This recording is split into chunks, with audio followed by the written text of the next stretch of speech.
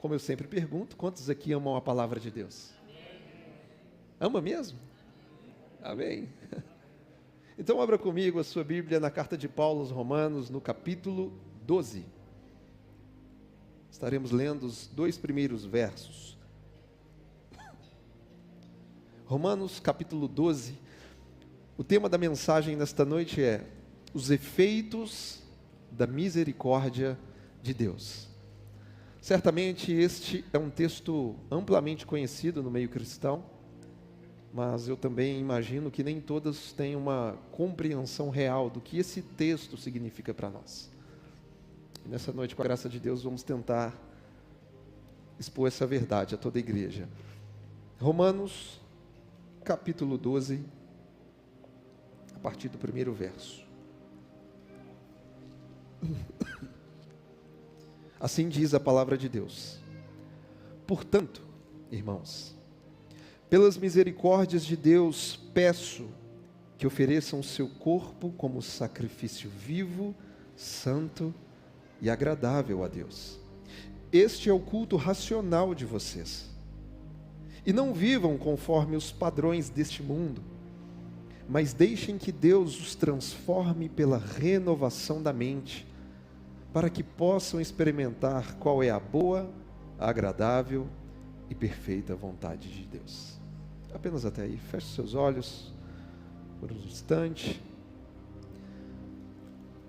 Pai, nós te agradecemos. Agradecemos pela tua misericórdia que é real sobre nós, que é abundante, Pai. E nessa noite nós te suplicamos que o teu Espírito possa abrir o nosso entendimento a respeito daquilo que o Senhor fez por nós na cruz do Calvário. E que o nosso viver seja totalmente uma resposta a essa realidade espiritual, Pai. Te pedimos que o Senhor venha nos livrar, ó Pai, de uma entrega parcial, onde por muitas vezes nós queremos te oferecer apenas a sobra, o resto das nossas afeições, ou quem sabe uma parte da nossa semana. Não, Pai, nos ajude a entender essa noite, que nós existimos para a Tua glória, portanto, todas as áreas da nossa vida devem estar totalmente rendidas ao Teu senhorio, Pai. Todos os dias, não apenas aos domingos. Nos ajude a entender essa verdade nessa noite, e que o Teu Santo Espírito faça em nós aquilo que só o Teu Espírito pode fazer, Pai. É o que nós te pedimos nessa noite para a Tua glória, em nome de Jesus. Amém e amém. Os efeitos da misericórdia de Deus. O que é misericórdia? Misericórdia é o amor divino inclinando-se na direção de seres humanos miseravelmente pecadores. Misericórdia é um movimento íntimo do coração de Deus, que se move na direção de nossas misérias. É uma espécie de compaixão ativa. É quando Deus olha para o pecador, vê a sua sujeira, vê a sua culpa, e ao invés de rejeitá-lo, Ele se compadece, oferecendo alívio, perdão, restauração. Isso é misericórdia. E a verdade é que eu e você fomos plenamente alcançados pelas misericórdias de Deus. O nosso Pai Celestial, por meio de Cristo, demonstrou a nós na cruz a sua copiosa misericórdia. Então, o Deus a quem servimos é sim misericordioso. Estávamos perdidos e Ele nos achou. Estávamos sujos e Ele nos limpou. Éramos escravos e graciosamente Ele nos deu a liberdade. Estávamos condenados e recebemos a sua justiça. Estávamos mortos e Ele nos deu vida de verdade. E tudo isso é uma verdadeira expressão da misericórdia de Deus por cada um de nós. Meus irmãos, ai de nós, se não fosse a misericórdia de Deus. O nosso relacionamento com Deus só é possível porque Ele mesmo nos sustenta com as suas infinitas misericórdias. Agora, falando de misericórdia e olhando para o texto que acabamos de ler nesta noite, podemos dizer que a carta de Paulo aos Romanos, ela está devidamente dividida em 2 grandes blocos. O primeiro bloco vai do capítulo 1 ao capítulo 11, onde Paulo trata especificamente de teologia. Ele faz uma exposição das principais doutrinas do Evangelho. E o segundo bloco vai do capítulo 12 ao 16, onde Paulo ali faz uma transição da parte teórica da carta para a parte mais prática. Portanto, no primeiro bloco nós temos teoria, mas no segundo bloco nós temos a prática cristã. No primeiro bloco temos o ensino doutrinário, mas no segundo nós temos a aplicação do ensino doutrinário. Os primeiros capítulos é sobre o que Deus fez por nós, enquanto os últimos é sobre a nossa resposta ao que Deus fez por nós. Então, Paulo gasta 11 capítulos nos ensinando sobre os atos misericordiosos de Deus. Mas quando chega no capítulo 12, ali Paulo muda o tom do seu discurso. É como se ele olhasse em nossos olhos e dissesse: agora que vocês entenderam o quanto Deus foi misericordioso com vocês, eu vou lhes mostrar como é que vocês devem viver daqui para frente, de agora em diante. Por isso, a pergunta como proposição para o sermão dessa noite é: como devem viver aqueles que foram alcançados pela misericórdia de Deus? Quantos aqui nessa noite foram alcançados por essa misericórdia? Então nós veremos no texto pelo menos 2 práticas, 2 comportamentos de alguém que de fato foi verdadeiramente alcançado por essa maravilhosa misericórdia de Deus. A primeira delas é que quem foi alcançado pela misericórdia deve viver uma vida sacrificial de culto ao Senhor. Essa é a primeira resposta. Uma vida sacrificial de culto ao Senhor. É o que Paulo nos diz no verso 1. Portanto, irmãos, pelas misericórdias de Deus, peço que ofereçam o seu corpo como sacrifício vivo, santo e agradável a Deus. Este é o culto racional de vocês. Aqui é claro, devemos oferecer a Deus o nosso corpo. Antes do Evangelho, antes da nossa conversão, eu e você oferecíamos os membros do nosso corpo ao pecado. Mas agora, Paulo diz que devemos oferecer o nosso corpo a Deus como sacrifício. E eu sei que a palavra sacrifício nos dá a ideia de morte, porque sacrificar é matar, literalmente. Mas nesse texto, a palavra sacrifício não é um indicativo para matarmos o nosso corpo, mas para matar a nossa velha natureza pecaminosa, a natureza do pecado. Por isso Paulo diz que devemos ser um sacrifício vivo, santo e agradável a Deus. Portanto, é dessa maneira que devemos oferecer a nossa vida diariamente ao Senhor. O nosso corpo agora é templo do Espírito Santo, é morada de Deus. Nosso corpo foi comprado por um alto preço, portanto, eu e você devemos glorificar a Deus no nosso corpo. Afinal de contas, o corpo é um instrumento por meio do qual nós executamos os propósitos do Criador. Sabe quando é que eu e você glorificamos a Deus com o nosso corpo? Quando nós desviamos os nossos olhos daquilo que é mal para contemplar o que é santo. Quando guardamos a nossa língua para não proferir desonras, maldades, maledicências, mas para abençoar e edificar pessoas.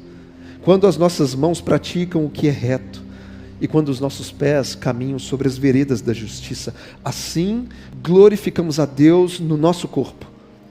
Mas aqui vale um alerta.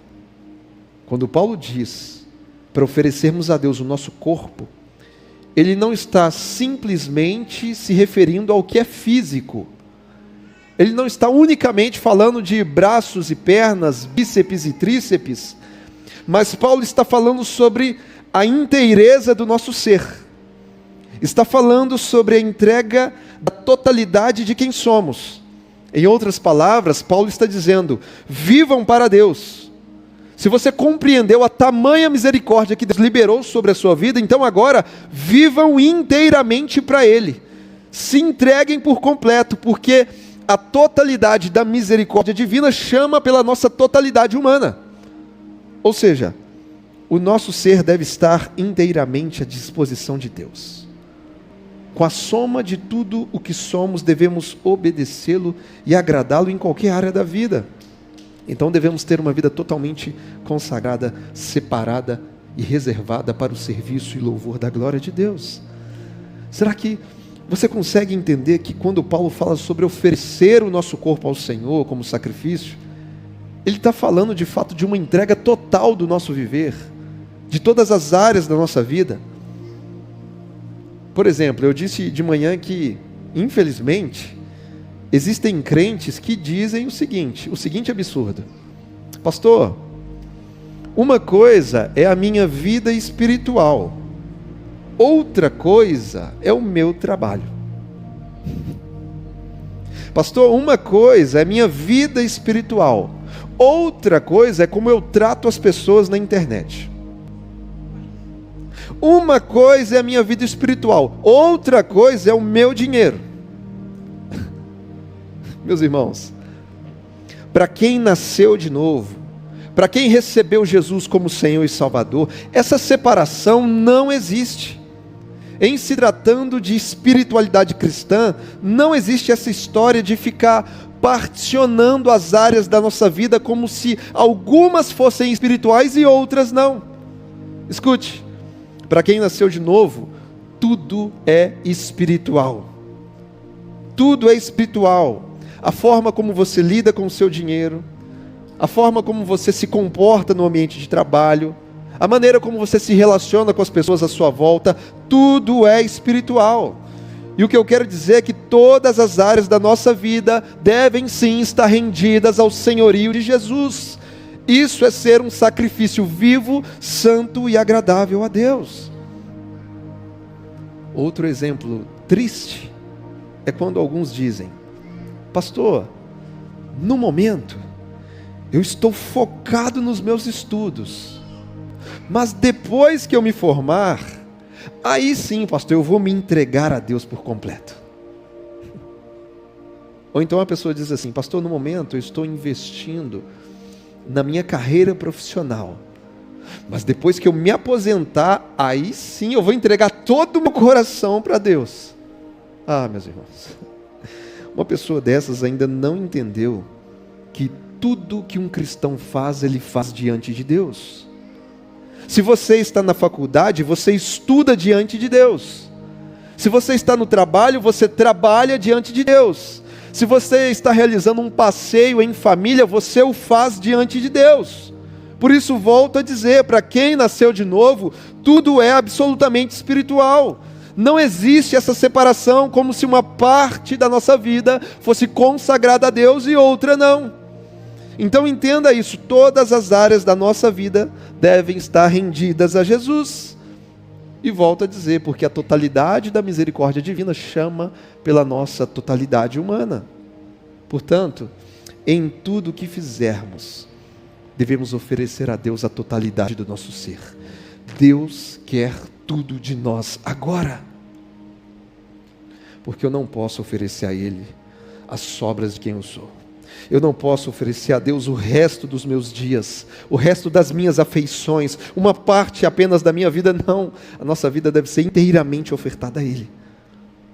Pasmem, existem pessoas que se entregam a Deus apenas aos finais de semana, apenas num culto dominical como esse. Mas Deus quer de nós uma entrega diária. Ele é o dono dos nossos dias. Ele é Senhor sobre todas as esferas da nossa existência. Se Cristo morreu por nós, o mínimo que devemos fazer é vivermos para Ele todos os dias. Isso é ter uma vida sacrificial. E o mais importante, essa vida sacrificial, de rendição a Deus em todas as esferas da existência, Paulo chama de culto, porque ele finaliza o verso 1 dizendo: este é o culto racional de vocês. Então aqui Paulo está falando de termos uma vida de culto, e não apenas frequentarmos um culto aos domingos.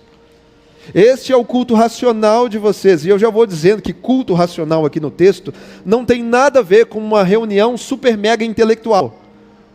Nada disso. Alguns comentaristas arriscam em dizer que a melhor tradução para culto racional seria culto espiritual com entendimento.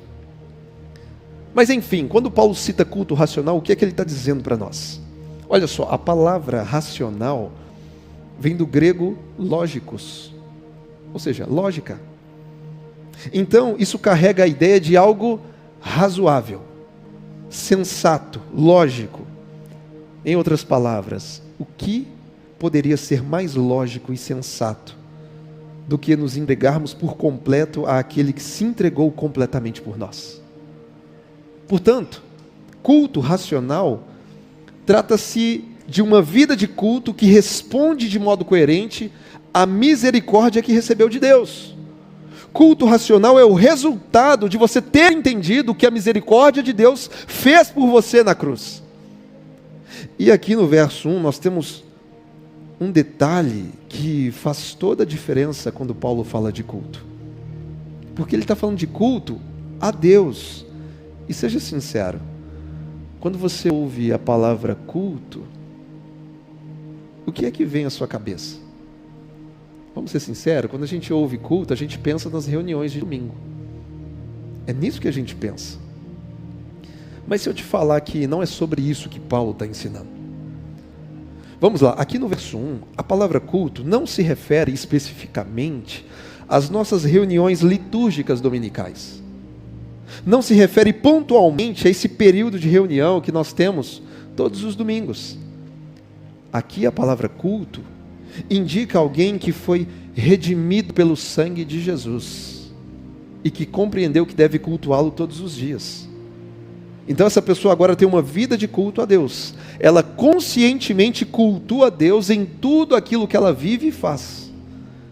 Então aqui nesse texto a palavra culto representa uma consagração irrestrita do coração, da mente, das vontades, das palavras, das ações, em tudo que uma pessoa é, possui e faz para Deus. Então deixa eu te explicar algo importante sobre o que é culto. O nosso culto a Deus não dura apenas 1h30 de um domingo.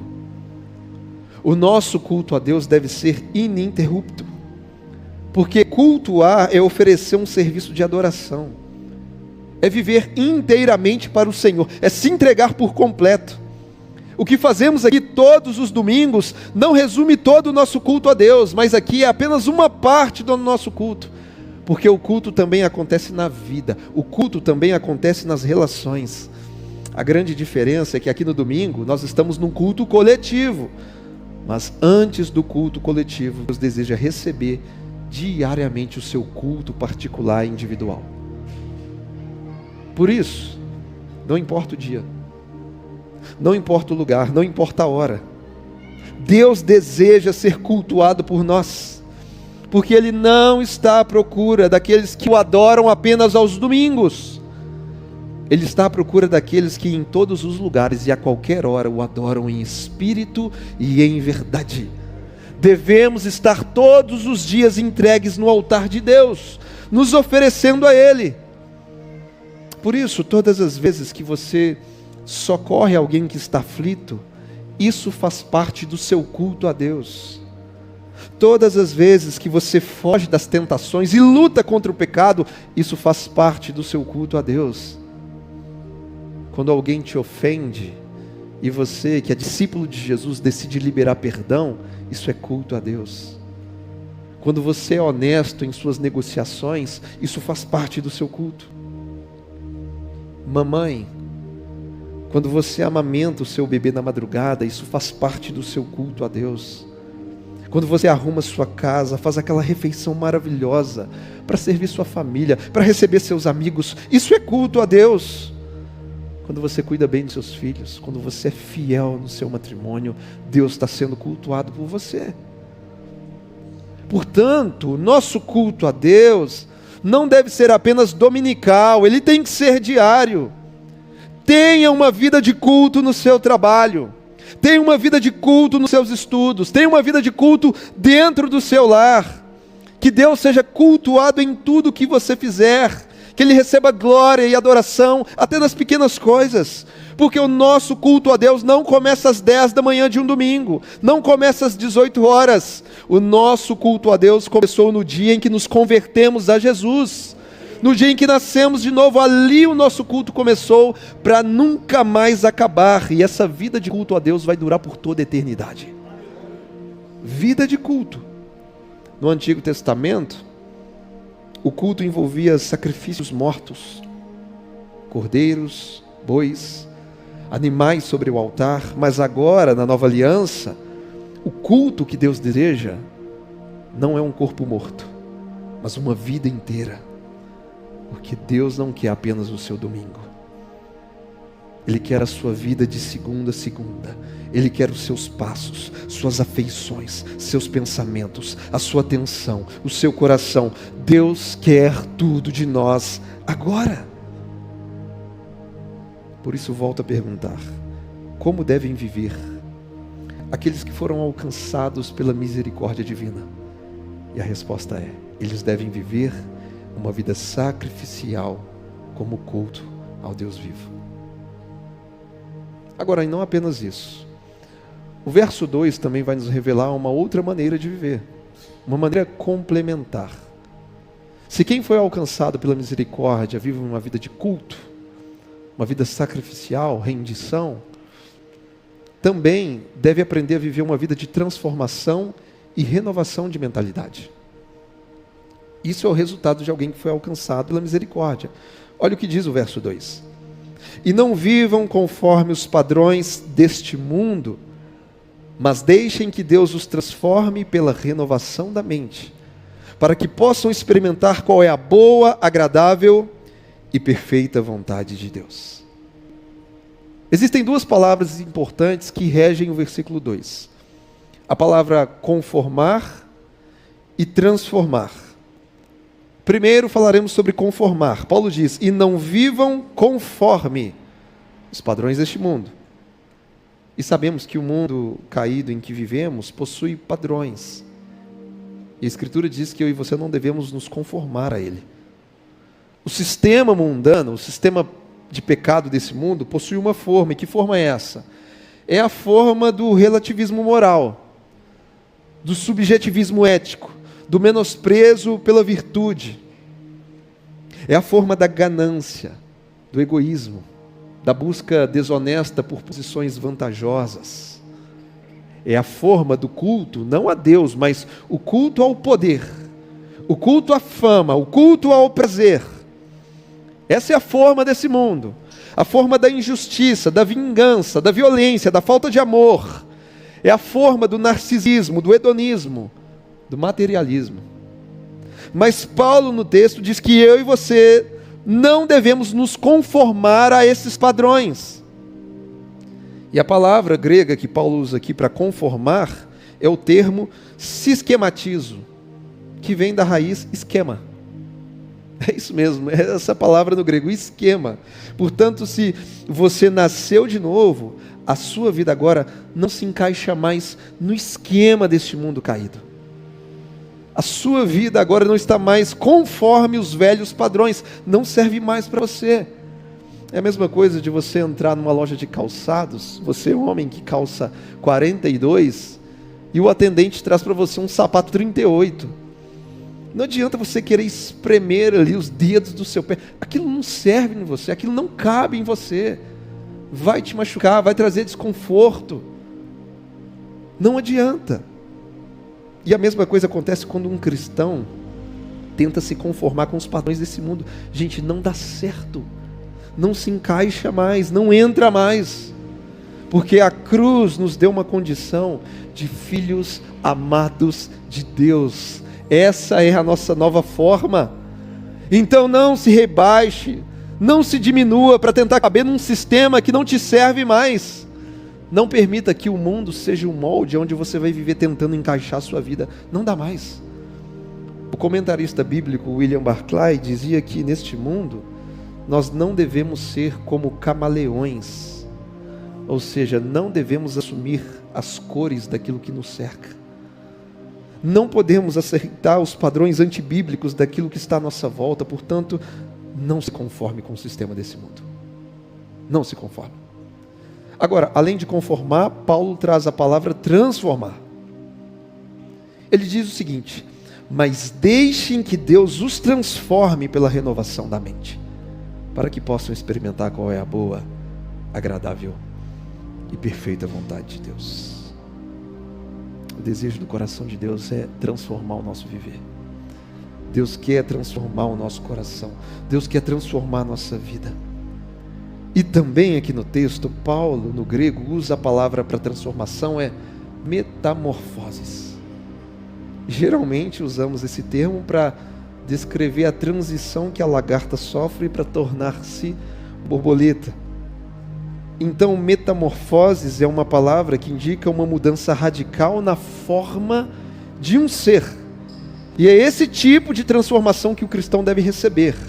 Veja, não se trata de uma simples mudança cosmética, externa, não é pintar o rosto de santidade enquanto o coração permanece podre.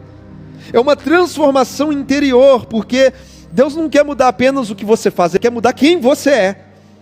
E como é que isso acontece? Paulo diz que essa transformação acontece através da renovação da nossa mente, ou seja, é de dentro para fora e não de fora para dentro. E é bom frisar que quando Paulo utiliza no texto a palavra mente, ele não está falando apenas do nosso cérebro.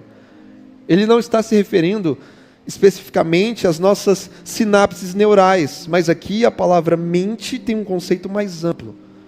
Aqui no texto, mente nos fala de cosmovisão, sobre como eu e você, a partir da cristandade, nós pensamos, enxergamos, interpretamos o mundo à nossa volta, a partir do nosso centro de crenças, valores e desejos. Portanto, o que nós mais precisamos é de uma mentalidade redimida. Precisamos de um renovo espiritual na sede do nosso entendimento. E essa renovação da mente é vista na teologia como um processo de santificação, um processo profundo que acontece no âmago da nossa consciência, na raiz das nossas crenças e valores. Então entenda isso, tudo começa na mente. Por exemplo, o início da vida cristã está pautado sobre o fundamento do arrependimento. E a palavra grega para arrependimento é metanoia, que significa mudança de mente, ou expansão de entendimento. Portanto, se você quiser viver uma vida totalmente transformada, primeiro, você precisa de uma nova mentalidade. Você precisa de uma mente tocada pelo Evangelho, regenerada pelo Espírito de Deus. Portanto, encha a sua mente com a palavra de Deus. Desenvolva de forma saudável uma mentalidade bíblica, porque pensamentos modelam comportamentos. Grave isso, não existe mudança de comportamento sem que haja primeiro uma mudança de mentalidade. E não existe mudança de mentalidade se não houver primeiro mudança de natureza. Ou seja, tem que nascer de novo, tem que se converter a Cristo. E a grande pergunta é: qual é o resultado dessa transformação? Qual é o resultado da renovação da nossa mente? O resultado é que nós poderemos experimentar a boa, agradável e perfeita vontade de Deus. Experimentar a vontade de Deus é a consequência do novo nascimento. Experimentar a vontade de Deus é consequência de um estilo de vida de quem nasceu de novo. Quando você se oferece a Deus todos os dias e não apenas aos domingos, quando você tem vida de culto, quando você não se conforma com o mundanismo, quando você é transformado pela renovação da mente, parece que Deus tira a venda dos seus olhos e te revela mais da vontade dEle. É onde você entra num nível mais profundo, experimentando a vontade de Deus para a sua vida. Portanto, meus irmãos, não se conforme com este mundo.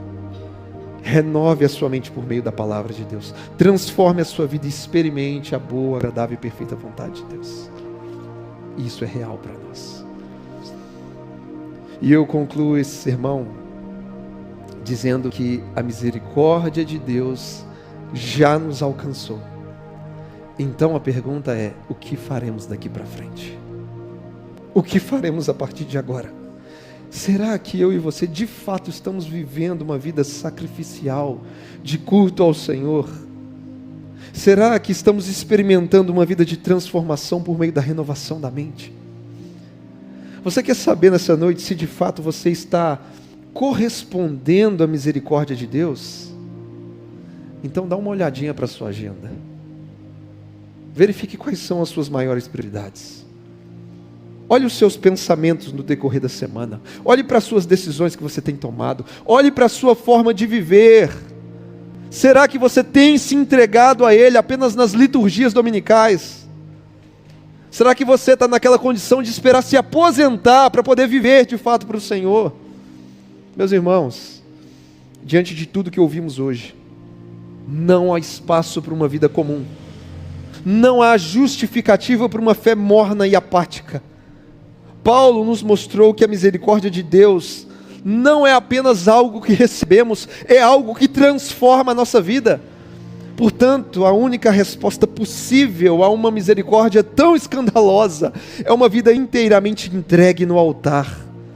Uma vida que todos os dias diz: Senhor, eu sou teu. Usa a minha vida como quiseres. Portanto, não se conforme. Não aceite um molde que Deus já quebrou na sua vida. Não viva como se a cruz fosse um detalhe. Entregue-se, transforme-se, renda-se por completo. Que nesse culto de ceia, eu e você possamos orar dizendo: Senhor, eu não quero mais me conformar com esse mundo. Eu quero ser um testemunho vivo da sua misericórdia. Eu quero me oferecer a Ti, Senhor, todos os dias e em todos os lugares. Eu quero ser uma prova viva de que a sua vontade é boa, perfeita e agradável. Pai, eu quero ter vida de culto, não só aos domingos, mas de segunda a segunda. E eu encerro repetindo essa verdade: o nosso culto a Deus não começa às 10 da manhã de um domingo, não começa às 18 horas. O nosso culto ao Senhor começou lá naquele dia que você se arrependeu dos seus pecados e colocou sua fé em Jesus Cristo. Ali o culto começou para nunca mais acabar. E esse culto agora vai durar por toda a eternidade. E quem sabe nesta noite, o verdadeiro culto vai começar para algumas pessoas. Porque se nós não tivermos o Evangelho, se nós não tivermos a Cristo governando o trono do nosso coração, se não o recebermos como Senhor e Salvador, qualquer ritual que nós fizermos vai ser vazio, frio e meramente religioso. Deus não se agrada disso. Deus só se agrada de um coração que está totalmente rendido ao Filho, Jesus Cristo. Será que você tem vivido uma vida de culto? Que possamos meditar nisso. Se você pode, nessa noite, coloque-se de pé. Feche os seus olhos por um instante. Será que você já entendeu o que é uma verdadeira espiritualidade cristã? Ou você tem vivido de atos e atos e atos religiosos, frios, vazios e sem significado? Quem sabe você já está distante dele há muito tempo, mas nessa noite ele te chama. Ainda é tempo. Ainda é tempo de você voltar a cultuá-lo e se render inteiramente na presença dele. Queria pedir que nessa noite você repetisse comigo uma oração dizendo: Senhor meu Deus, nesta noite ouvi a tua palavra e ela gerou fé em mim. Por isso agora eu me arrependo dos meus pecados, eu me arrependo do meu passado, eu creio com o coração e declaro publicamente que Jesus Cristo é o meu Senhor e Salvador. Escreve, ó Deus, o meu nome no livro da vida, porque nesta noite eu compreendi a grandeza da sua misericórdia, demonstrada por mim na cruz do Calvário. Amém. Amém. E ainda de olhos fechados, com toda a liberdade que nós temos, eu queria perguntar se você se identificou com essa oração. Se você entendeu que o Espírito Santo de Deus te levou a orar dessa forma e você orou com verdade, com sinceridade. E se você fez essa oração e entregou a sua vida a Cristo essa noite, eu queria que no seu lugar, onde você está, você levantasse a sua mão bem alto. Se você fez essa oração entregando a sua vida a Cristo, erga a sua mão bem alta aí onde você está. Amém, eu vejo mãos levantadas. Obrigado, Senhor, por cada vida que ergue a sua mão nessa noite, Pai. Por cada irmão, por cada irmã, pela sua graça, pelo seu favor, porque nós sabemos que isso não é obra de homens, Pai. Isso não tem nada a ver com performances, com eloquências. Isso é poder e obra do Teu Espírito em nós. E eu te peço, ó Pai, que a Tua salvação possa abraçá-los, que o Teu Espírito venha selá-los para o dia da redenção, e que eles possam caminhar em novidade de vida, em santificação, em meio à comunhão com o Teu corpo, com a Tua igreja, Pai. Que o Senhor esteja, ó Pai, de fato fazendo a obra nesses corações, trazendo uma nova vida, uma nova mentalidade, uma transformação que só o Senhor pode fazer, Pai. Por isso nessa noite, Deus, eu te peço que o Senhor libere sobre eles a verdadeira sabedoria que vem do alto, que eles possam caminhar todos os dias com a alegria da salvação, confiando em suas promessas, crendo que um dia o Senhor virá em glória e poder para buscar a sua igreja, Pai. Portanto, nessa noite, nós abençoamos a vida dos nossos irmãos e irmãs para a tua glória, em nome de Jesus.